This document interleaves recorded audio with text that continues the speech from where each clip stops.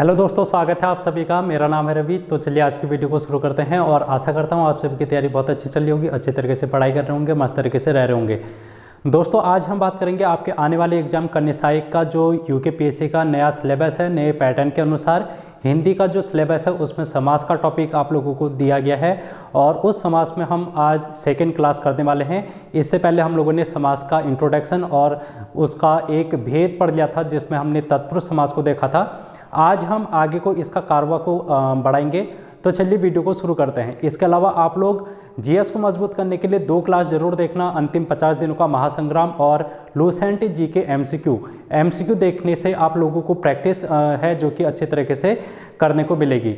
इसके अलावा आप लोग रीजनिंग भी जरूर देखना, रीजनिंग की क्लास भी मैंने आप लोगों के लिए अपलोड कर रखी है। तो चलिए वीडियो को शुरू करते हैं। और ये जो हिंदी की क्लास है इसके मैंने बहुत सारी क्लास आप लोगों को करा रखी है, तो आप उनको भी देखना। अलग से प्लेलिस्ट मैंने बना दी है, कनिष्ठ सहायक हिंदी करके एक अलग प्लेलिस्ट होगी, उसमें मैंने सभी वीडियोस को ऐड कर दिया है, आप लोग वहां पर से देख सकते हैं। दोस्तों अगर हम बात करें समास की, तो समास के कल हम लोगों ने थोड़ी सी चर्चा की थी एक क्लास में और समास के भेद भी हम लोगों ने देखे थे। थोड़ा सा और मैं इसको एलिब्रेट करता हूँ, थोड़ा सा और डिस्कस करता हूँ समास को। तो हम लोगों ने देखा था कि समास का मतलब होता है संक्षिप्तीकरण। आप लोगों से पूछा जा सकता है क्योंकि परिभाषा भी आप लोगों से पूछी जा रही है यूकेपीएससी के द्वारा, क्योंकि ज़्यादा हार्ड लेवल आप लोगों ने देखा नहीं होगा कि ज़्यादा हार्ड लेवल पूछा जा रहा है आप लोगों से। थोड़ा सा ईजी लेवल है, लेकिन कोई क्वेश्चन ऐसे हो सकते हैं जो कि टफ लेवल के पूछ लेगा। 15 क्वेश्चन हो सकता है वो इजी पूछ ले, 5 क्वेश्चन टफ पूछ ले, तो इस प्रकार से वो रेशियो बना सकता है। लेकिन आप लोगों को ध्यान में रखना है कि परिभाषा या फिर जो शब्द हैं उनके अर्थ से भी प्रश्न पूछे जा सकते हैं। तो समास का मतलब होता है संक्षिप्तीकरण या फिर उसको छोटा करना किसी भी पद या वाक्य को। जैसे अगर हम बात करेंगे रसोई के लिए घर, तो रसोई के लिए घर यहाँ पर क्या है, इसको अगर मैं छोटा करूँगा रसोई के लिए घर, तो इसको मैं क्या लिख दूंगा, रसोई घर लिख दूंगा। रसोई घर मैंने लिख दिया। तो देखो दोस्तों यहाँ पर एक वाक्य था बड़ा सा और इसको मैंने छोटा करके रसोई घर लिख दिया। तो ये बड़े वाक्य को छोटे वाक्य में बदलना ही क्या कहलाता है, समास कहलाता है। हम लोगों ने कल देखा था कि ये जो शब्द बनता है समास का, इसको हम समस्त पद बोलते हैं, समस्त पद। और यहाँ पर क्या है, इसका अगर हम विग्रह करेंगे, ये जो समस्त पद बना है, जो ये समास है, इसका विग्रह करेंगे तो ये हमारे पास आएगा रसोई और घर। तो यहाँ पर 2 पद बन रहे हैं, एक को हमने बोला था पूर्व पद और दूसरे को हमने बोला था उत्तर पद। जब पूर्व पद और उत्तर पद आपस में मिलते हैं तो ये समस्त पद बनाते हैं, एक समास का निर्माण करते हैं। हम लोगों ने कल एक और शब्द की चर्चा की थी जिसमें हम लोगों ने बोला था कि प्रधान पद बोला था एक को, और एक को बोला था गौड़ पद। देखो दोस्तों ये पूर्व पद भी प्रधान हो सकता है, उत्तर पद भी प्रधान हो सकता है। ठीक है, क्या कहा मैंने, ये जो प्रधान है ना, या तो ये पूर्व पद हो सकता है या उत्तर पद प्रधान हो सकता है, या फिर ये दोनों के 2 हो सकते हैं प्रधान, या फिर दोनों के दोनों नहीं भी हो सकते हैं प्रधान। तो इस आधार पर इसको हम अलग अलग तरीके से देखते हैं। और अव्ययी भव तत्पुरुष द्वंद्व बहुब्रीहि में कौन सा पद प्रधान है ये आप लोगों से पूछा जा सकता है। और इनकी परिभाषाओं में भी ये हमको देखने को मिलता है कि इसका उत्तर पद प्रधान है, कि इसका पूर्व पद प्रधान है। जब हम परिभाषा पढ़ते हैं तो हम इन चीज़ों को ध्यान में रखना पड़ेगा। तो देखो हम यहाँ पर जो मैंने भेद लिख रखे हैं उस पर अब हम आते हैं। तो ये प्रधान पद का मतलब होता है और गौड़ पद का मतलब क्या होता है उसको भी मैं आज फिर से बता देता हूँ। कल भी मैंने बताया था कि प्रधान पद का मतलब होता है ऐसा पद जिसका प्रभाव ये समास में सबसे ज़्यादा पड़ेगा। इस प्रधान पद का प्रभाव इस समस्त पद में दिखाई देगा, उसी को हम प्रधान पद कहेंगे। और गौड़ पद का मतलब वो होता है जिसका प्रभाव इस प्रधान पद की तुलना में कम दिखाई देगा या फिर नगण्य दिखाई देगा, उसको हम गौड़ पद कहेंगे। तो आई होप इतना आप लोगों को कल की वीडियो में और आज की वीडियो में क्लियर हो गया होगा। अब हम इनको देखेंगे प्रधान पद के आधार पर। देखो कल हमने बात की थी कि इसके जो भेद होते हैं वो 6 भेद होते हैं समास के, और 6 के 6 भेद आप लोगों के सामने मैंने लिखे हैं। ये 6 के 6 भेद मैंने आप लोगों के सामने लिखे हैं। पहला है अव्ययभावी, दूसरा है तत्पुरुष, तीसरा है द्वंद्व, चौथा है बहुब्रीहि, पांचवा द्विगु और छठा कर्मधारय। देखो दोस्तों, ये तो वर्तमान में है जो कि 6 वेद हैं, लेकिन अगर हम बात करें जब इससे पहले तो पहले जो हिंदी के विद्वान हुआ करते थे उन लोगों ने ये जो समास है उनको सिर्फ चार कौन कौन से 4 भेद थे। एक था अव्ययीभाव, एक था तत्पुरुष, एक द्वंद्व और एक बहुब्रीहि समास। ये 4 ही भेद थे जो कि समास के माने जाते थे। और ये जो द्विगु और कर्मधारय समास है वो तत्पुरुष समास का ही भेद था। यहाँ पर क्या है, ये द्विगु समास और कर्मधारय समास, ये दोनों ही क्या थे, ये तत्पुरुष समास के भेद कहे जाते थे। लेकिन वर्तमान में आप लोगों के पेपर में आएगा तो आप लोगों को 6 ही याद करना है। लेकिन मैंने ये क्यों बताया इसको भी मैं अब बताता हूं, क्योंकि अभी हम लोगों ने देखा कि एक होता है प्रधान पद और एक होता है गौड़ पद। ठीक है, ये 2 पद हम लोगों ने देखे। ठीक अब देखो, यहाँ पर आप लोगों से परिभाषा में पूछ लिया जाता है, या फिर परिभाषा इनकी क्या होती है कि कहीं पर प्रधान पद पहला वाला होता है, कहीं पर दूसरा वाला होता है। तो इस आधार पर हम इस चार्ट को यहीं पर समझ लेते हैं कि किस समास में कौन सा पद प्रधान होता है। अगर कल हम लोगों ने देखा था कि ये तत्पुरुष समास है, कल हम लोगों ने देखा था तत्पुरुष समास, इसमें प्रधान कौन सा पद होता है, इसमें प्रधान होता है उत्तर पद। इसमें प्रधान कौन सा होता है, उत्तर पद होता है। 2 पद होते हैं ना, अभी हम लोगों ने देखा, एक तो होता है पूर्व पद और धन उत्तर पद, और ये दोनों मिलाकर क्या बनाएंगे, समस्त पद या फिर समास बनाएंगे।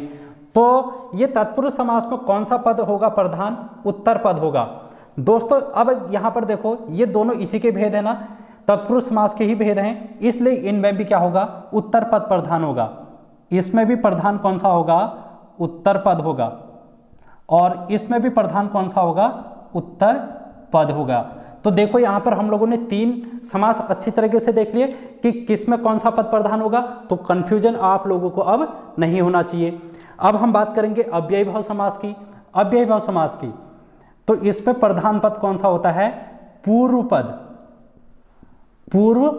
पहला वाला पद इसमें क्या होता है, प्रधान होता है। द्वंद्व में देखो दोस्तों, यहां पर प्रधान कौन सा पद होगा, द्वंद्व मतलब द्व कितनी बार लिख रखा है यहाँ पर, ट्रिक के माध्यम से देखो 2 बार द्व शब्द हमको देखने को मिल रहा है, ये द्व। तो इसलिए प्रधान जो होगा यहाँ पर ट्रिक के माध्यम से हम देखेंगे कि 2 बार आ रहा है, इसलिए यहाँ पर प्रधान कौन होगा, दोनों पद क्या होंगे, इसमें प्रधान होंगे। पूर्व पद भी और उत्तर पद दोनों ही प्रधान होंगे इसमें। अब हम बात करेंगे बहुब्रीहि समास की। अगर बहुब्रीहि, इसमें प्रधान कौन सा होगा, कोई भी नहीं। इसमें दोनों पद क्या होते हैं, गौड़ होते हैं, या फिर इसको हम कह सकते हैं अप्रधान होते हैं, या फिर ये कह सकते हैं कि इनमें दोनों के दोनों पद हैं जो कि प्रधान नहीं होते हैं। तो आई होप आप लोगों को ये परिभाषा के रूप में समझ में आ गया होगा। तो यहाँ पर देखो परिभाषा इनकी यहीं पर हम डिसाइड कर लेते हैं। ऐसा समास जिसमें पूर्व पद प्रधान होता है उसको हम अव्ययीभाव समास कहते हैं। वह समास जिसमें उत्तर पद प्रधान होता है तत्पुरुष समास कहते हैं।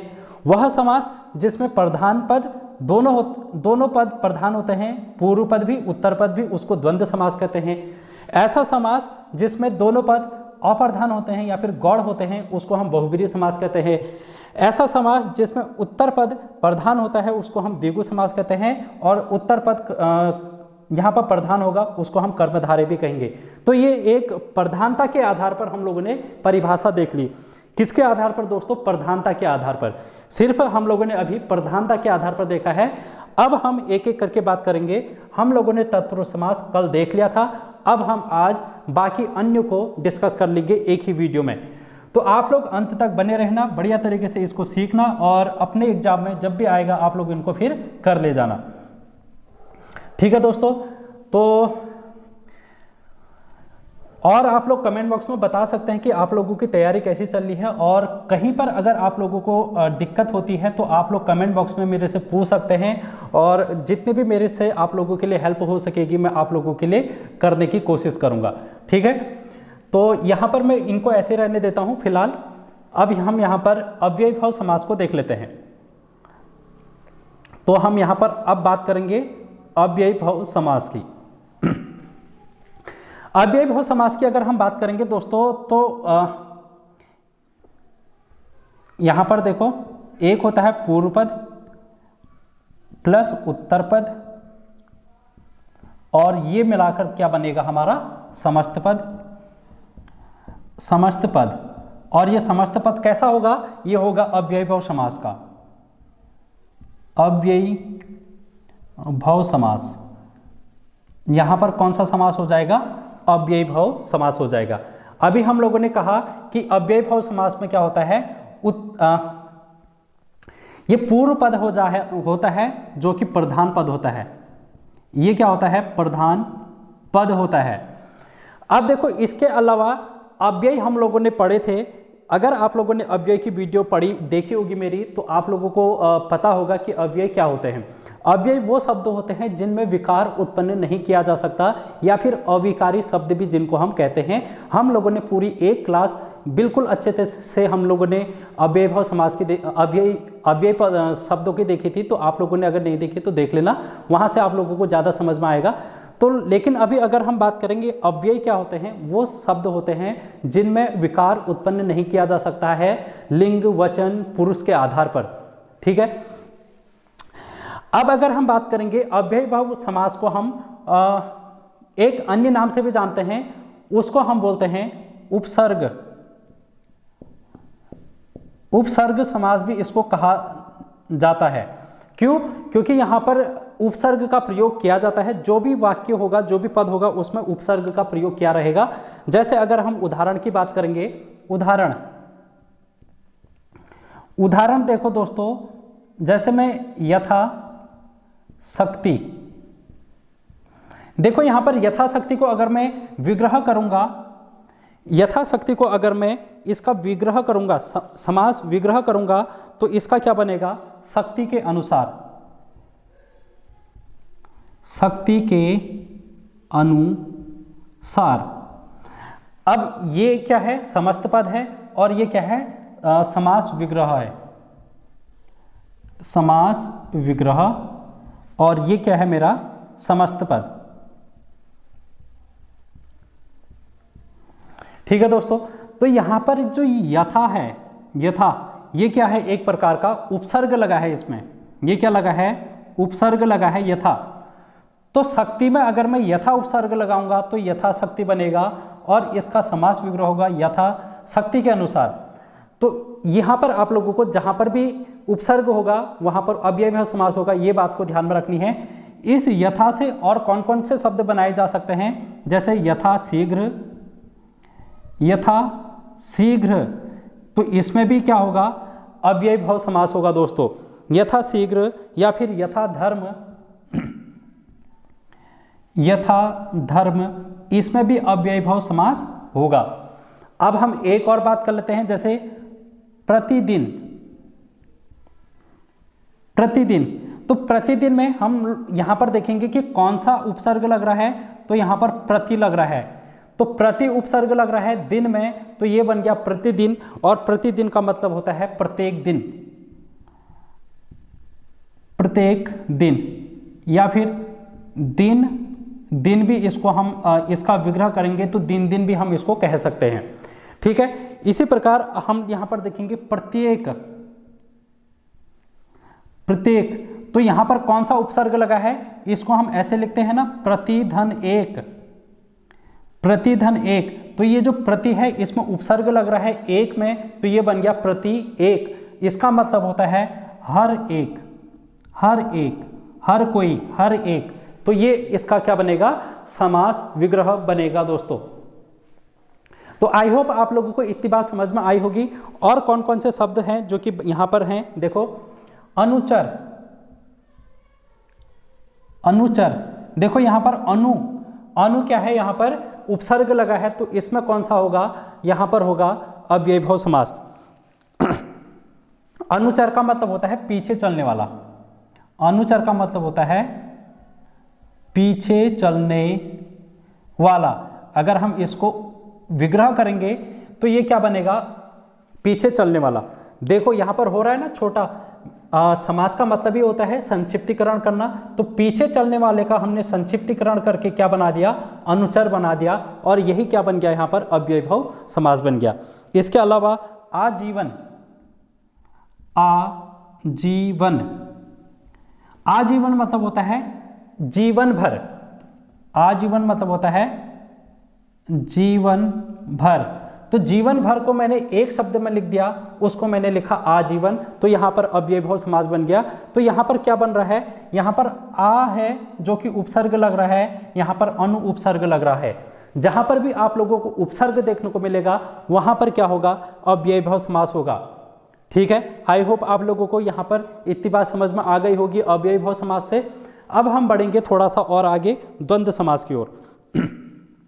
अच्छा, इसमें थोड़ा सा और ध्यान में रखना, थोड़ा सा और ध्यान में रख लेना आप लोग। और अगर आप लोगों को कहीं पर, आप लोगों को कहीं पर ऐसे वाक्य देखने को मिलेंगे, धीरे धीरे आप लोगों से पूछा जाएगा कि बताओ भाई धीरे धीरे में कौन सा समास है, कभी कभी में कौन सा समास है, कभी कभी, कभी कभी में कौन सा समास है, और बार बार में कौन सा समास है, बार बार, या फिर थोड़ा थोड़ा में कौन सा समास है, थोड़ा थोड़ा। अब यहां पर बच्चे कंफ्यूज हो जाएंगे। देखो अगर आप लोगों ने रटा होगा, बहुत से बच्चों ने यहां पर ये चीज रटी है कि ये जो बीच में योजक चिन्ह लग रहा है, यहां पर योजक चिन्ह लग रहा है, वो होता है द्वंद्व समास। हर किसी ने ये याद कर रखा होगा। और बच्चे यहां पर क्या करके आ जाएंगे, थोड़ा थोड़ा, धीरे धीरे, कभी कभी और बार बार में क्या टिक करके आ जाएंगे कि ये द्वंद्व समास है। लेकिन दोस्तों हमने अव्ययीभाव समास इसको टिक करना है। क्यों करना है, क्योंकि ये क्या है, अव्यय हैं। ये क्या है, अव्यय हैं। धीरे धीरे, कभी कभी, बार बार, थोड़ा थोड़ा क्या है, ये अव्यय हैं। हम लोगों ने अव्यय वाली क्लास में, अविकारी वाली शब्द क्लास में हम लोगों ने जब अव्यय के भेद पढ़े थे तो उसमें एक भेद हम लोगों ने पढ़ा था क्रिया विशेषण अव्यय। क्रिया विशेषण अव्यय हम लोगों ने पढ़ा था, और क्रिया विशेषण अव्यय में भी हम लोगों ने उसके भी भाग पढ़े थे, और उसमें एक पढ़ा था रीतिवाचक अव्यय। रीतिवाचक अव्यय, अगर आप लोगों ने वो क्लास नहीं देखी है तो जरूर देखना, इसीलिए मैं कह रहा हूं अव्यय वाली क्लास जरूर देखना। वहां से आप लोगों को जो अव्यय होते हैं वो समझ में आएंगे, कौन कौन से शब्द अव्यय हैं, क्योंकि यहां पर बहुत सारी चीजें बताना संभव नहीं है। मैंने कुछ एग्जाम्पल आप लोगों को बता दिए, बाकी एग्जाम्पल आप लोग अव्यय वाली क्लास में जाकर देखेंगे कि अव्यय क्या क्या होते हैं। तो ये रीतिवाचक अव्यय होते हैं, जैसे थोड़ा थोड़ा हो गया, धीरे धीरे हो गया, कभी कभी हो गया, बार बार। इसलिए दोस्तों चूंकि ये अव्यय हैं, ये सभी क्या हैं, अव्यय हैं, इसलिए क्या हो जाएंगे, अव्ययीभाव समास हो जाएंगे। तो गलत करके मत आना। अगर अब आप, ठीक है, तो इसके बाद आप लोग इसको गलत करके मत आना। तो मैंने आप लोगों को ये बता दिया है, ठीक है। नोट डाउन करके आप लोग इसको लिख सकते हैं, इंपोर्टेंट नोट करके। और ये बात हर कोई आप लोगों को नहीं बताएगा, यहाँ पर आप लोगों को ये चीज सीखने को मिल रही है, तो आप लोग इसको समझें। अब हम बात करेंगे इसके बाद, यहाँ पर आजकल जाड़ों के दिन है, तो क्या होता है, मॉइस्चर ज़्यादा हो जाती है, जिसके कारण यहाँ पर जो ये वाइट बोर्ड है ना, इसमें मॉइस्चर जम जाता है, तो इसलिए साफ करने में थोड़ा सा दिक्कत आ जाती है यार आजकल, इसलिए थोड़ा टाइम लग रहा होगा, तो आप लोग थोड़ा मैनेज कर लेना, ठीक है। अब हम बात करेंगे दोस्तों द्वंद्व समास की। द्वंद्व समास की अब हम क्या करेंगे, बात करेंगे। देखो द्वंद्व समास, अब द्वंद्व समास में क्या होता है, पहले ही हम लोगों ने लिख रखा है कि यहां पर अगर पूर्व पद प्लस उत्तर पद आपस में मिलेंगे तो समस्त पद बनाएंगे। ये ट्रिक को तो आप लिख ही लो, कि ट्रिक नहीं बल्कि ये सूत्र है समास का, कि पूर्व पद, उत्तर पद और समस्त पद। पूर्व पद और उत्तर पद इसमें क्या होते हैं, दोनों के दो प्रधान होते हैं, ये हम लोगों ने पहले ही देख लिया है। कैसे याद करना है, यहां पर कितने द्व हैं, 1 2, दो द्व हैं तो दोनों ही क्या होंगे, प्रधान होंगे। हम लोग ऐसे ट्रिक बना सकते हैं इसको, ठीक है। अब देखो इसमें कैसे वाक्य हम लोगों को देखने को मिलेंगे उसको के बारे में हम बात कर लेते हैं। एक बात आप लोगों को पता होगी कि द्वंद्व मतलब क्या होता है। द्वंद्व, अगर दो लोगों के बीच में थोड़ा सा वाद विवाद हो जाता है तो हम कहते हैं कि द्वंद्व चल रहा है, दोनों के बीच में प्रतिस्पर्धा चल रही है। तो दोस्तों हम लोगों को अगर दैनिक आम जीवन में अगर हम बात करें द्वंद्व की, तो हम लोगों को द्वंद्व कहां पर देखने को मिलता है। द्वंद्व हम लोगों को देखने को मिलता है भाई बहन में, भाई बहन में। तो ये जो भाई बहन है वो क्या है, एक द्वंद्व समास है। अब आप लोगों को द्वंद्व समास में ये देखना है कि बीच में अगर जिसके ये योजक चिन्ह है, इसमें योजक चिन्ह है उसका प्रयोग किया जाता है। इसमें क्या है, योजक चिन्ह का प्रयोग किया जाता है। आप लोग लिख लें इसमें कि द्वंद्व समास में योजक चिन्ह का प्रयोग किया रहता है। लेकिन अभी थोड़ी देर पहले हम लोगों ने देखा कि योजक चिन्ह तो वहां पर भी था, लेकिन हम लोगों को थोड़ा सा समझना पड़ेगा। अब समझना कैसे पड़ेगा कि जब ये हम इसका विग्रह करेंगे, इसका विग्रह करेंगे तो हमें क्या मिलेगा, इस योजक चिन्ह का यहां पर लोप हो जाएगा। इस योजक चिन्ह का यहां पर लोप हो जाएगा और इस लोप के वहां पर क्या आ जाएगा, और, तथा, एवं, ऐसे शब्द का हम लोगों को यहां पर प्रयोग देखने को मिलेगा। जो ये योजक चिन्ह है इसका क्या हो जाएगा, लोप हो जाता है। इसमें लोप मतलब ये विलुप्त हो जाएगा और इसके स्थान पर तथा, और, एवं ऐसे शब्दों का हमको प्रयोग देखने को मिलेगा। अभी हम लोगों ने इससे पहले धीरे धीरे ये अव्ययभाव समास में देखा था। अब अगर हम इसको देखेंगे, इसमें योजक चिन्ह को हटाकर हम और लिखेंगे तो क्या ये एक सार्थक शब्द बन रहा है। धीरे और धीरे, हम लोगों ने समास की परिभाषा ही पढ़ी है दोस्तों कि समास क्या होता है, जो ये समस्त पद होगा वो एक प्रकार का सार्थक पद होगा। सार्थक मतलब जिसका अर्थ बनेगा। तो धीरे और धीरे का कोई अर्थ नहीं बनता है, धीरे और धीरे कोई एक पद नहीं होता है। इसलिए यहाँ पर हम ये द्वंद्व समास नहीं कह सकते हैं, ठीक है। और यहाँ पर जो योजक चिन्ह है उसका भी अब आप लोगों को थोड़ा सा समझ में आ गया होगा कि योजक चिन्ह का जहां पर लोप होगा वहां पर द्वंद्व समास होगा। अब देखो भाई बहन, इसका विग्रह क्या हो जाएगा, भाई और बहन, भाई और बहन। देखो अक्सर भाई और बहन में द्वंद्व देखने को मिलता है, तो आप लोग इसको इस तरीके से भी देख सकते हैं। लेकिन द्वंद्व होने के बावजूद वो एक साथ रहते हैं, भाई और बहन। ये बात आप लोग थोड़ा सा गौर करना कि दोनों के बीच में द्वंद्व होने के बावजूद ये एक साथ रहते हैं, इसलिए हम इनको एक साथ लिखेंगे और इनके बीच में योजक चिन्ह का प्रयोग करेंगे और इनको हम कहेंगे द्वंद्व समास। जैसे अगर हम बात करेंगे पति पत्नी,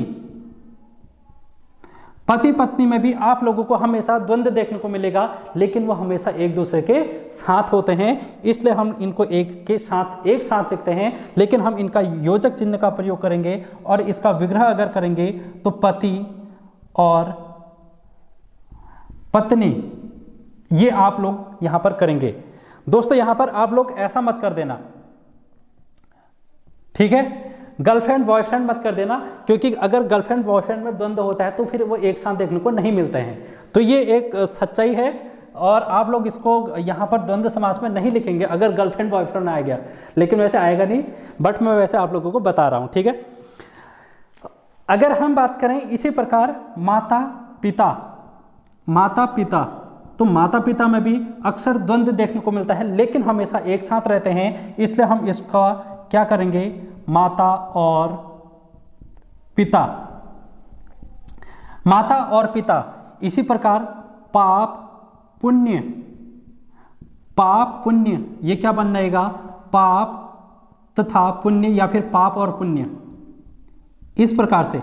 तो आप लोग देख रहे हैं कि यहाँ पर योजक चिन्ह है और योजक चिन्ह का लोप होकर और या फिर तथा में ये परिवर्तित हो गया है। इसी प्रकार दोस्तों हम थोड़ा सा और देखेंगे, आप लोग इतना क्या करें, नोट डाउन यहां पर कर लेना। पाप पुण्य हम लोगों ने देखा। इसी के अलावा हम लोग अगर बात करेंगे सुख दुख, सुख दुख, दोस्तों सुख और दुख इंसान के जीवन में लगा रहता है, एक ही साथ ये चलता है, कभी सुख कभी दुख। ठीक है, तो इसी प्रकार हम इसको कहेंगे सुख और दुख।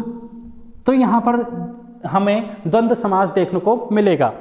दोस्तों यहां पर आप लोगों को थोड़ा सा और ध्यान में रखना है, और वो चीज है जो कि मोस्ट इंपॉर्टेंट है आप लोगों के लिए। आप लोगों ने इतना लिख लिया होगा तो मैं इसको रफ कर दे रहा हूं।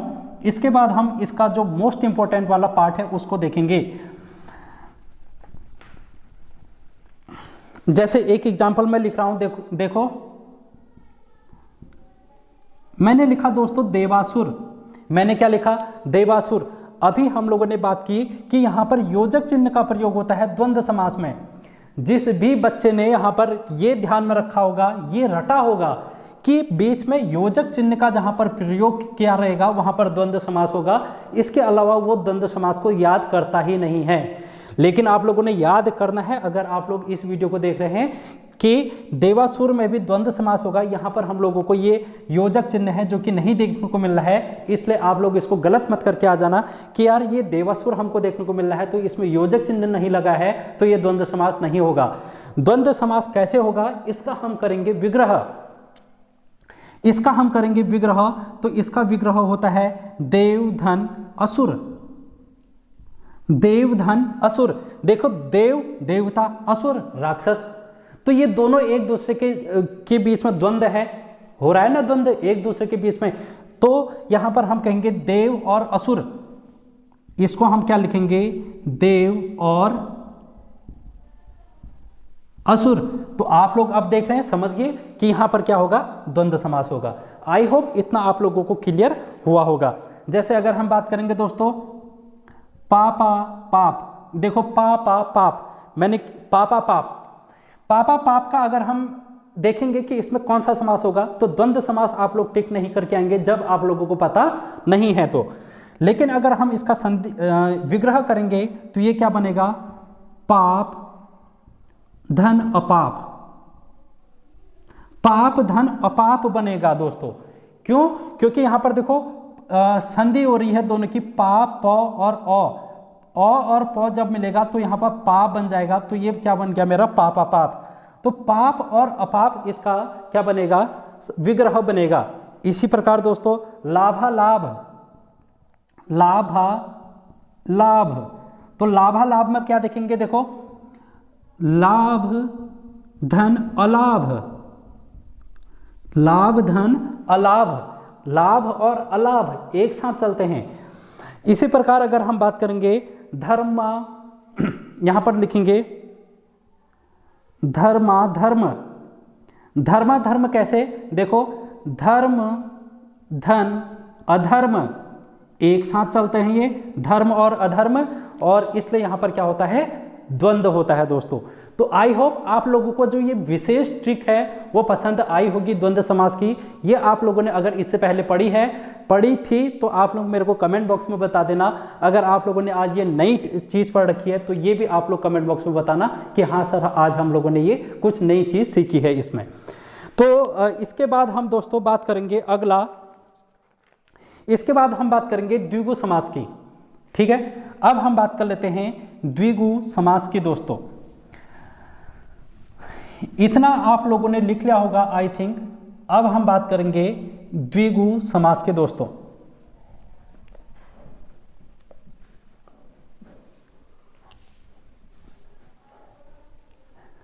आप लोग देख रहे होंगे कि जो ये रफ करने में है थोड़ा सा टाइम लग रहा है, और इसका कारण यही है कि आजकल यहाँ कोहरा है, और कोहरा होने के कारण यहाँ पर मॉइस्चर है जो कि ज़्यादा हो रहा है, और ये मॉइस्चर का प्रभाव इस बोर्ड पर भी दिखाई दे रहा है हमको। देखो अब हम बात करेंगे द्विगु समास की। द्विगु समास, द्विगु में हम लोगों ने अभी देखा कि कौन सा पद प्रधान होता है। इसमें हम लिखेंगे उत्तर पद प्रधान होता है। ठीक है ना दोस्तों, उत्तर पद होता है इसमें जो कि प्रधान होता है। अच्छा ठीक है,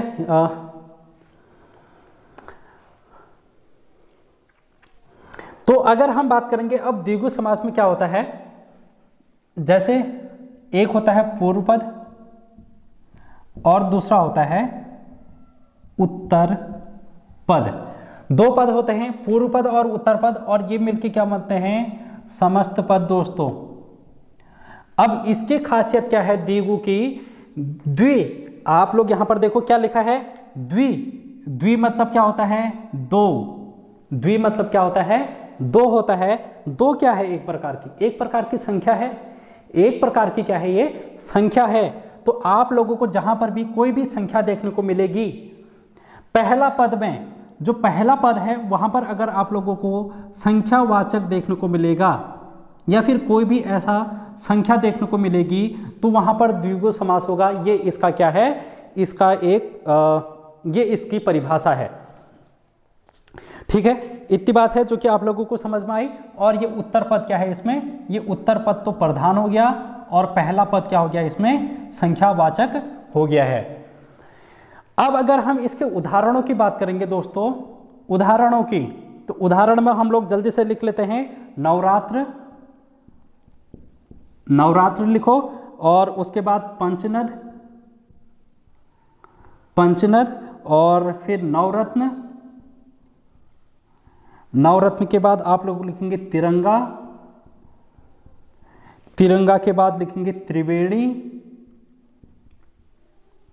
त्रिवेणी के बाद लिखेंगे चौराहा, और चौराहा के बाद दशानन, दशानन। ये सभी क्या है? इसके उदाहरण हैं जो कि क्या है? द्विगु समास है। अब कैसे द्विगु समास है? देखो, हमने बोला कि इसका दो वाक्य होते हैं, दो पद होते हैं। एक होता है पूर्व पद और उत्तर पद। देखो, नव धन रात्र, नव धन रात्र, यहां पर जो पहला पद है पूर्व पद वो संख्या बन रहा है नहीं, नौ। नौ मतलब नौ, और रात्र मतलब रात। तो नौ रात्र, नौ रात्रियों का समूह, नौ रात का समूह। जब 9 रात होंगी तो उसको हम क्या कहेंगे? नवरात्र कहेंगे दोस्तों। तो यहां पर आप लोगों को देखने को मिल रहा है कि पहला जो पद है वो संख्यावाचक है, इसलिए ये क्या होगा? द्विगु समास होगा। इसी प्रकार अगर हम बात करेंगे पंचनद, पंच धन नद, नद मतलब नदी, और पंच मतलब पांच, तो ये हो जाएगा पांच नदियों का समूह, पांच नदियों का समूह ये हो जाएगा। इसी प्रकार नवरत्न, इसको मैं लिखूंगा नव धन रत्न, तो ये नौ मतलब 9 रत्नों का समूह, ये क्या बनेगा दोस्तों? 9 रत्नों का समूह बनेगा। इसी प्रकार तिरंगा, 3 रंगों का समाहार, तिरंगा। त्रिवेणी, त्रिवेणी, यहां पर हम लोग देखेंगे त्रिधन वेणी। वेणी का मतलब होता है जहां पर नदियां मिलती हैं, 3 नदियां जहां पर मिलती हैं उसको हम त्रिवेणी कहते हैं। जैसे कि अब अगर हम बात करेंगे प्रयागराज इलाहाबाद की, वहां पर 3 नदियां मिलती हैं, उस संगम को त्रिवेणी कहा जाता है। गंगा, यमुना और सरस्वती का संगम प्रयागराज इलाहाबाद में है, तो ये है वहां पर त्रिवेणी। तो आप लोग इसको देख रहे हैं। चौराहा, अगला है चौराहा, 4 राहों का समूह, यानी कि जहां पर 4 रास्ते मिलते हैं उसको हम बोलते हैं चौराहा। और अगर हम बात करेंगे दशानन की, तो 10 आनन, कितने आनन? 10 धन आनन, यानी कि जिसके 10 सिर हैं वो क्या है? दशानन है। अब आप लोग कहेंगे कि सर दशानन में तो बहुब्रीहि समास भी होता है, ये जो दशानन है इसमें बहुब्रीहि समास भी होता है। जी हाँ, बिल्कुल होता है, बहुब्रीहि समास भी होता है, लेकिन अभी हम इसको आप लोग देखेंगे कि द्विगु समास इसलिए होता है क्योंकि यहाँ पर आगे से 10 लग रहा है, इसलिए इसको हम द्विगु समास में रखेंगे। बहुब्रीहि समास में क्यों रखेंगे अभी हम इसको भी देखेंगे। पहले आप लोग सिर्फ इतना समझें कि ये द्विगु समास क्या होता है और इसमें कैसे वाक्य हैं जो कि आते हैं। तो आई होप आप लोगों को ये क्लियर हुआ होगा। अब हम चलेंगे आगे, बहुब्रीहि समास में ही अब हम चलते हैं, तो फिर हम लोग वहां पर इस बात को क्लियर करेंगे कि दशानन है जो कि किस में आएगा। ये जो दशानन है वो किस में आएगा? द्विगु में आएगा या फिर बहुब्रीहि में आएगा, ये हम लोग अब देखेंगे और आप लोगों को इसके बाद कोई डाउट नहीं रहेगा दोस्तों।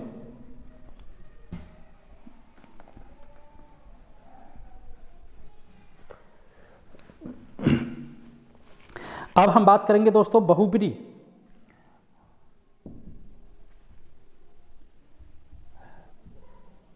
बहुब्रीहि समास।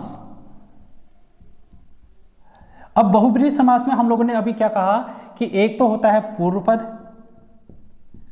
और दूसरा होता है उत्तर पद, और ये दोनों मिलकर क्या बनते हैं? समस्त पद। ये दोनों मिलकर क्या बनते हैं? समस्त पद बनते हैं दोस्तों। अब हमने बात कही थी कि ये जो पूर्व पद है, उत्तर पद है, दोनों में से कोई भी यहां पर प्रधान नहीं होता है। ये भी प्रधान नहीं होगा, ये भी प्रधान नहीं होगा। तो प्रधान कौन होगा? जब दो प्रधान नहीं है तो कोई अन्य प्रधान होगा फिर। तो इसलिए दोस्तों इसकी परिभाषा में हम लिखेंगे कि वह समास जिसमें उत्तर पद और पूर्व पद प्रधान न होकर कोई अन्य पद प्रधान होता है, कोई तीसरा पद प्रधान होता है, उसको हम बहुब्रीहि समास कहते हैं। क्या लिखेंगे?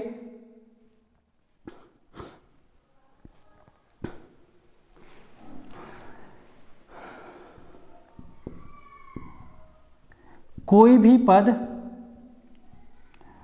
प्रधान नहीं होता इसमें, तो कौन होगा? कोई तीसरा पद की ओर यह संकेत करेगा, तीसरे पद की ओर संकेत ये करेगा। ठीक है, उदाहरण के माध्यम से हम लोग समझेंगे, बाकी आप लोग इसको फिर ऐसे नहीं समझ रहे होंगे अगर, तो उदाहरण के माध्यम से आप लोग समझ जाएंगे। जैसे हम बात कर लेते हैं उदाहरण में, दशानन। देखो दोस्तों, 10 धन आनन, 10 धन आनन। अब देखो यहां पर हमने अभी बात कही थी कि ये 10 है, इसलिए यहां पर क्या हो रहा है? संख्या हो रही है, और संख्या हो रही है तो ये क्या होगा? द्विगु समास होगा। लेकिन अभी हम लोगों ने ये भी देख लिया कि इसको हम बहुब्रीहि में रख रहे हैं। क्यों रख रहे हैं बहुब्रीहि में? हमने कहा कि कोई भी पद प्रधान नहीं होता इसमें, ना कि ये प्रधान है ना ही ये प्रधान है, ना ही 10 प्रधान है ना ही आनन प्रधान है। ये क्या कर रहा है? तीसरे पद की ओर संकेत कर रहा है, किसी तीसरे की बात ये कर रहा है, और ये किसकी बात कर रहा है? दशानन की बात। और दोस्तों दशानन का मतलब होता है 10 है सिर जिसके, अर्थात रावण। तो ये रावण की ओर संकेत कर रहा है दोस्तों। ये किसकी ओर संकेत कर रहा है? रावण की ओर संकेत कर रहा है। और ये जो तीसरा पद है रावण, यही इसमें क्या है? प्रधान है। ये तीसरा पद रावण है जो कि इसमें क्या है? प्रधान है दोस्तों। तो इसलिए हम लोग इसको दशानन को किस में रखेंगे? बहुब्रीहि समास में भी रखेंगे। अब कंफ्यूजन क्या है कि इसको दशानन को बहुब्रीहि में रखें या फिर द्वंद्व द्विगु में रखें? तो बात यह है दोस्तों कि जो बहुब्रीहि समास है ये सभी समासों का क्या है? ये बाप है। आप लोग ऐसे समझ सकते हैं कि ये सभी समासों से बढ़कर है। ठीक है, सभी समासों से ये क्या है? बढ़कर है। इसको जो है वो प्राथमिकता दी गई है। इस बहुब्रीहि समास को प्राथमिकता दी गई है। जहां पर भी हम लोगों को कंफ्यूज देखने को मिलेगा द्विगु और बहुब्रीहि में, और हमारे पास यहां पर देखो आप लोगों से क्वेश्चन पूछा जाएगा कि दशानन में कौन सा समास है। ऑप्शन में अगर बहुब्रीहि और द्विगु दोनों समास होंगे दोस्तों, अगर ये दोनों समास हमारे ऑप्शन में देखने को मिलेंगे तो हम यहाँ पर बहुब्रीहि समास को टिक कर ले जाएंगे। क्यों करेंगे? क्योंकि जहाँ पर भी कंफ्यूजन हमको होगा वहाँ पर हम लोग किसको प्राथमिकता देंगे? बहुब्रीहि समास को प्राथमिकता दे देंगे। क्यों? क्योंकि ये है जो कि प्राथमिक समास माना जाता है इन सभी समासों में। तो ये आप लोगों को समझ में आ गया होगा, कोई कंफ्यूजन अब नहीं होगा। जहाँ पर भी ऐसा कंफ्यूजन आप लोगों को देखने को मिलेगा बहुब्रीहि और द्विगु में, वहां पर हम लोग क्या कहेंगे कि ये बहुब्रीहि समास होगा। हालांकि इसमें द्विगु समास भी है, लेकिन उससे ज्यादा कौन सा समास है? बहुब्रीहि समास है। तो आई होप आप लोगों को ये समझ में आया होगा, बिल्कुल आया होगा। ठीक है,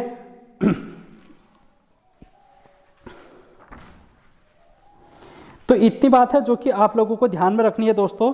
ठीक है ना?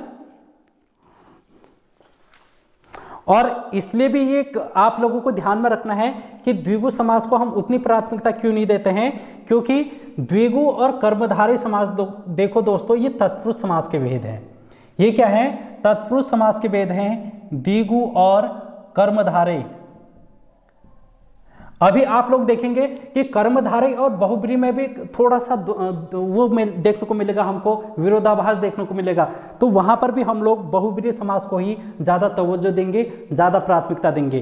क्यों देंगे? अभी आप लोगों ने देखा ना कि ये द्विगु और कर्मधारय है जो कि तत्पुरुष समास के भेद हैं, इसलिए हम लोग इस बहुब्रीहि समास को इन दोनों के ऊपर रखेंगे। इस बहुब्रीहि समास को हम क्या करेंगे? प्राथमिकता देंगे। तो आई होप आप लोगों को अब कोई डाउट नहीं होना चाहिए। तो अब हम बढ़ते हैं नेक्स्ट इसके उदाहरण की बात। अगला उदाहरण हम लोग लिखेंगे चतुर्भुज। चतुर्भुज देखो यहां पर फिर से हमको विरोधाभास देखने को मिलेगा। चतुर का मतलब होता है चतुर, चार भुजाएं हैं जिसकी, चार भुजा, चार भुजा। तो दोस्तों यहां पर हमको चार देखने को मिल रहा है। तो यहां पर पहला वाक्य है जो कि पहला पद है जो कि संख्या का दिख रहा है, इसलिए द्विगु समास भी हो सकता है, द्विगु समास भी हो सकता है, लेकिन इसको हम बहुब्रीहि समास भी कहेंगे। क्यों कहेंगे? चार भुजाएं होती हैं जिसकी, वो कौन होता है? वो होता है दोस्तों विष्णु जी। विष्णु जी की चार भुजाएं हैं, तो इसलिए हम उनको चतुर्भुज भी कहते हैं। अब आप लोगों के सामने यही क्वेश्चन आ जाएगा कि चतुर्भुज है जो कि बहुब्रीहि है या फिर द्विगु है। तो हम लोग अगर दो ही ऑप्शन में होंगे तो हम इसको बहुब्रीहि समास कहेंगे, क्योंकि प्राथमिकता है जो कि बहुब्रीहि समास को दी गई है। इसी प्रकार दोस्तों नीलकंठ, नीलकंठ की अगर हम बात करेंगे तो नीलकंठ, नीला है कंठ जिसका, अर्थात वो होते हैं शिव जी। तो दोस्तों यहां पर ये किसी तीसरे की बात कर रहा है, नीलकंठ ये किसी तीसरे की बात कर रहा है, और तीसरा पद कौन है इसमें? शिव जी हैं। तो ये शिव की ओर इशारा कर रहा है नीलकंठ, शिव की ओर ये क्या कर रहा है? संकेत कर रहा है। तो यहां पर क्या होगा? बहुब्रीहि समास होगा। इसी प्रकार दोस्तों त्रिलोचन, त्रिलोचन देखो यहां पर तीन लोचन, लोचन, लोचन मतलब होता है आंख, नेत्र। तो तीन आंखें किसकी हैं? तो ये होती हैं शिव जी की। त्रिलोचन किसको कहा जाता है? शिव जी को कहा जाता है। ये तीसरे पद की ओर संकेत कर रहा है। ना ही इसमें तीन प्रधान है, ना ही लोचन प्रधान है, बल्कि प्रधान कौन है? शिव प्रधान है, जो कि तीसरा पद है। और ये तीसरा पद जहां पर भी होगा प्रधान, वहां पर होगा बहुब्रीहि समास। और यहां पर आप लोग फिर से देख रहे हैं कि हमको द्विगु और बहुब्रीहि में विरोधाभास देखने को मिल रहा है, क्योंकि यहाँ पर त्रि मतलब होता है तीन, और तीन है जो कि द्विगु समास में भी देखने को मिलता है। लेकिन अगर दोनों में से जो भी आएगा हम बहुब्रीहि कहेंगे, क्योंकि बहुब्रीहि को प्राथमिकता दी गई है। तो ये है जो कि आप लोगों को ध्यान में रखनी है। इसी प्रकार दोस्तों लंबोदर, लंबोदर देखो लंबोदर का मतलब होता है लंबा है उदर जिसका, लंबा है उदर जिसका, अर्थात वो कौन है? गणेश जी हैं। लंबा उदर, लंबा उदर, उदर का मतलब होता है पेट, लंबा उदर, और ये उदर किसका होता है? गणेश जी का होता है दोस्तों। तो इसलिए यहां पर भी हम लोग क्या देख रहे हैं कि तीसरे की ओर संकेत कर रहा है, गणेश जी की ओर संकेत कर रहा है। तो लंबोदर किसको बता रहा है? गणेश जी को बता रहा है। तो इसलिए बहुब्रीहि समास यहां पर हो जाएगा। तो आई होप आप लोगों को ये चीज़ें समझ में आ रही होंगी। और वीडियो भी हमारी थोड़ी सी लंबी हो गई है, लेकिन कोई बात नहीं, आप लोगों को समझ में आना चाहिए। और इसी प्रकार दोस्तों एक और हम देख लेते हैं चंद्रमौली। जैसे निशाचर है, यहाँ पर आप लोग लिख लेंगे और एग्जाम्पल, निशाचर है और चंद्रमौली है, चंद्रमौली है और चक्रपाणी है, चक्रपाणी है। ये सभी क्या हैं? ये सभी हैं दोस्तों। और इसी प्रकार पीतांबर, पीतांबर, ये सभी क्या हैं? यहाँ पर बहुब्रीहि समास के उदाहरण हैं। निशाचर, निशाचर यहाँ पर रात को विचरण करने वाला, रात को विचरण करने वाला जो होता है उसको हम निशाचर बोलते हैं। और वो कौन होता है? चमगादड़ होता है, रात को चलने वाला। तो आप लोग ऐसे भी कह सकते हैं, या फिर निशाचर राक्षस के लिए भी प्रयोग होता है, ठीक है ना। तो चंद्रमौली, चंद्रमौली सर पे है, मौली जिसके अर्थात, ठीक है, चक्रपाणी। और पीतांबर, पीतांबर पीले वस्त्र पहनने वाले वो कौन है, श्री कृष्ण हैं, किसी और की ओर संकेत कर रहा है, तो यहाँ पर हमारा क्या हो जाएगा, बहुब्रीहि समास हो जाएगा दोस्तों। अब हम बात करेंगे दोस्तों कर्मधारय समास की। आप लोगों ने इतना नोट डाउन कर लिया होगा और आप लोगों को समझ में आ गया होगा। अब आप लोगों के मन में कोई भी डाउट नहीं रहा होगा, ठीक है ना। अब हम बात करेंगे अंतिम आज का, जो कि है कर्मधारय समास। कर्मधारय समास को अब हम देख लेंगे और फिर आज की क्लास को हम, और समास का जो टॉपिक है वो आप लोगों का समाप्त हो जाएगा और 1 से 2 नंबर है जो कि आप लोगों को ये टॉपिक दे जाएगा। हो सकता है 2 क्वेश्चन पूछ ले, हो सकता है 3 क्वेश्चन भी पूछ ले, क्योंकि 25 क्वेश्चन हैं जो कि आप लोगों के कन्या सहायक के एग्जाम में आएंगे। और 25 क्वेश्चन कहाँ से पूछे जाएंगे ये कोई डिसाइडेड नहीं है, लेकिन यहाँ से पूछे जा सकते हैं।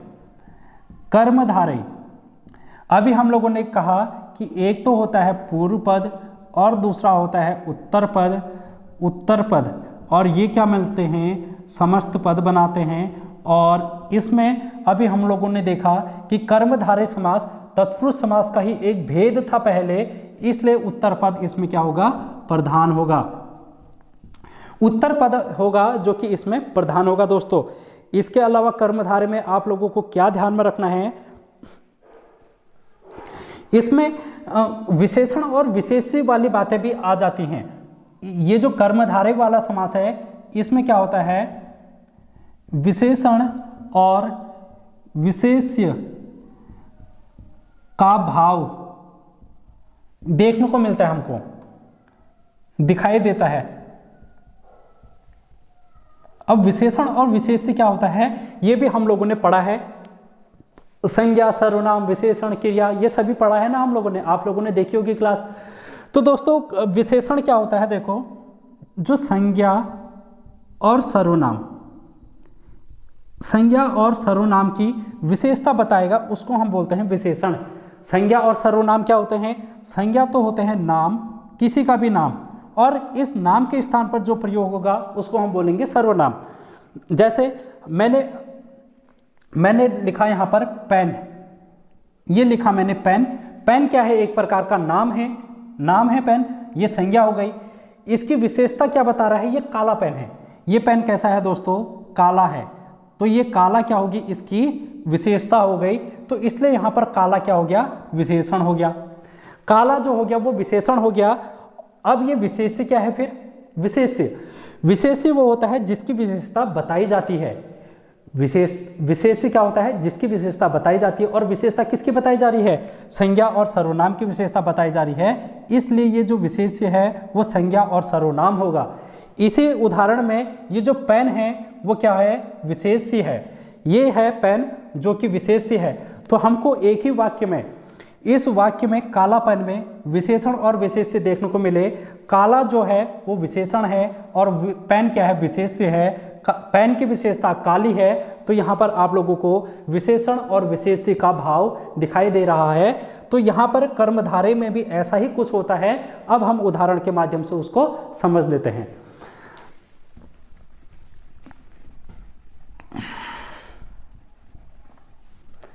उदाहरण के माध्यम से हम लोग इसमें क्या कर लेते हैं, समझ लेते हैं दोस्तों। देखो उदाहरण हम लोग लिखेंगे परमेश्वर, परमेश्वर। अब इसका अगर हम क्या करेंगे, विग्रह करेंगे, तो ये क्या बनेगा, परम ईश्वर, परम ईश्वर। परम है जो ईश्वर, यहां पर हम लोग इसको क्या लिखेंगे, परम है जो ईश्वर। यहां पर आप लोगों को ध्यान में रखना है कि जो कर्मधारय समास है उसमें हम लोगों को विग्रह करने पर ऐसा वाक्य देखने को मिलेगा, है जो, परम है जो, वो कौन, ईश्वर। अब देखो यहां पर ईश्वर, ईश्वर एक प्रकार का क्या है, ईश्वर। ईश्वर क्या बन रहा है हमारे पास, एक संज्ञा बन रही है, संज्ञा, और ईश्वर की विशेषता क्या बता रहा है, परम बता रहा है, तो ये क्या बन गया, विशेषण। परम, ईश्वर कैसा है, परम है, तो ये क्या बन गया मेरा विशेषण, और ये संज्ञा क्या हो गया, विशेष्य हो गया। तो हमको यहाँ पर विशेषण और विशेष्य का भाव देखने को मिल रहा है, तो यहाँ पर क्या हो गया, हमारा कर्मधारय हो गया है। आप लोगों को देखना क्या है कि है जो, अगर हम विग्रह करेंगे तो वहाँ पर है जो कि देखने को हमको मिलेगा। इसी प्रकार महापुरुष, महापुरुष, तो इसको हम लिखेंगे महाधन पुरुष। अब देखो दोस्तों, ये पुरुष है जो कि विशेष्य हो गया, और इसकी विशेषता कौन बता रहा है, महा। पुरुष कैसा है, महा है, अर्थात महान है जो पुरुष, महान है जो पुरुष। तो यहाँ पर है जो, ये शब्द हमको देखने को मिला, तो यहाँ पर कर्मधारय समास होगा। इसी प्रकार दोस्तों, इसी प्रकार श्वेत पत्र, श्वेत पत्र, यहाँ पर हम लोग इसे लिखेंगे श्वेत धन पत्र। ये जो पत्र है ये विशेष्य है, एक प्रकार की संज्ञा है, और ये पत्र की विशेषता कौन बता रहा है, श्वेत। श्वेत मतलब होता है सफेद। यहाँ पर हम लिखेंगे सफेद है जो पत्र, सफेद है जो पत्र। इसी प्रकार दोस्तों हम यहाँ पर क्या लिखेंगे, नील गाय, नील गाय। यहाँ पर आप देखेंगे नील, नील मतलब नीली, और धन गाय।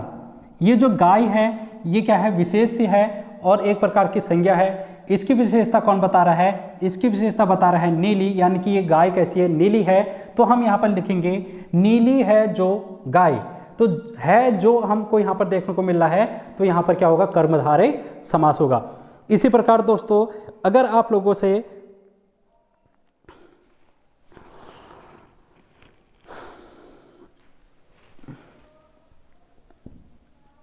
चंद्रमुखी आ जाएगा, चंद्रमुखी, तो चंद्रमुखी में भी क्या होगा, कर्मधारय। चंद्रमुखी का क्या हम देखेंगे, देखो इसका अगर हम विग्रह करेंगे तो चंद्र धन मुख, तो मुख कैसा है इसका, चंद्र, तो मुख की विशेषता बता रहा है चंद्र। तो यहां पर हम लिखेंगे चंद्र के समान मुख, चंद्र के समान मुख। तो हमको यहाँ पर एक और चीज देखने को मिली, यहाँ पर के समान देखने को मिली, के समान। तो कर्मधारय में है जो, के समान, ऐसे आप लोगों को जहां पर भी देखने को मिलेंगे वहां पर क्या होगा, वहां पर होगा कर्मधारय समास। अभी दोस्तों हम लोगों ने ये जो चंद्रमुखी है, चंद्रपाणी है, ऐसे हम लोगों ने यहाँ पर बहुब्रीहि में भी देखा, बहुब्रीहि में भी देखा ना, यही उदाहरण हम लोगों ने चंद्रमुखी वाला। तो दोस्तों यहाँ पर जब भी ऐसा हम लोगों को विरोधाभास देखने को मिलेगा बहुब्रीहि और कर्मधारय में, तो हम लोग बहुब्रीहि को प्राथमिकता देंगे। ऐसा मैंने आप लोगों से पहले भी कहा और बता दिया है। जैसे एक और उदाहरण हम लेते हैं, परमानंद, परमानंद, परमानंद हो गया, प्रधानाध्यापक हो गया, प्रधानाध्यापक, प्रधान है जो अध्यापक, प्रधान धन अध्यापक, परम आनंद, परम धन आनंद। ठीक है, तो ऐसे शब्द आप लोगों को जहां पर भी देखने को मिलेंगे वो कर्मधारय समास होगा। आप लोगों को ध्यान में ये रखना है कि एक विशेषण होगा, एक विशेष्य होगा, एक विशेषण होगा, एक विशेष्य होगा। ठीक है, तो जहां पर भी आप लोगों को ऐसे वाक्य देखने को मिलेंगे वो आप लोग कर्मधारय को करके आ जाना। तो दोस्तों इस प्रकार हमारा आज हो जाता है समाप्त समास, और अगली वीडियो में हम कुछ और टॉपिक लेके आएंगे जो कि आप लोगों के एग्जाम के लिए इंपॉर्टेंट रहेंगे और आपके सिलेबस के अकॉर्डिंग होंगे। तो वीडियो कैसे लगी फीडबैक के रूप में जरूर बताना। मिलते हैं नेक्स्ट वीडियो में, तब तक बने रहिए, मस्त रहिए, खुश रहिए, पढ़ते रहिए। Thank you so much.